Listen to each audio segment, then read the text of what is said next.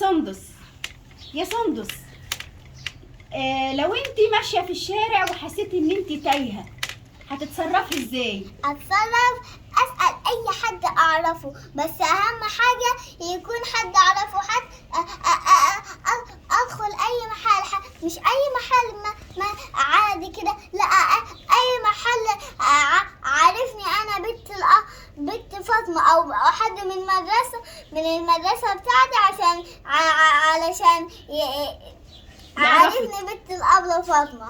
تمام. طيب ايه المفروض عشان تحمي نفسك من انت تتوهي مثلا؟ ايه المفروض يبقى معاكي او تبقي عارفاه؟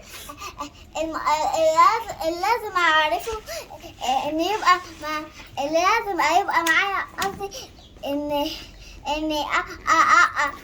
يكون معايا ورقه مكتوب فيها كل حاجه عن بيتي، يعني مش افلام ماما، العنوان والرقم واسمي واسم اخويا واسم بابا واسم ماما واسم اخواتي كلهم.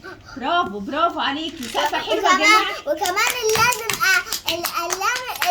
اعرفه مثلا لو مش معايا ورقه، ماما نسيت تدهاني الورقه، لازم اقعد اذاكر، مش اذاكر الواجب، لا اذاكر في اسمي، واذاكر في تحفظيهم يعني. وايوه احفظ العنوان واحفظ كل حاجه عن البيت بالظبط، بحيث لو اي حد سألك في اي وقت تكوني عارفاهم.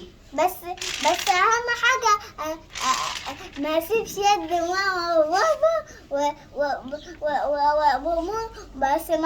بس لو سبت يدهم لازم اروح اكلم حد اعرفه.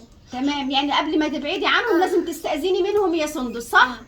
جميل، شكرا يا سندس، برافو عليكي.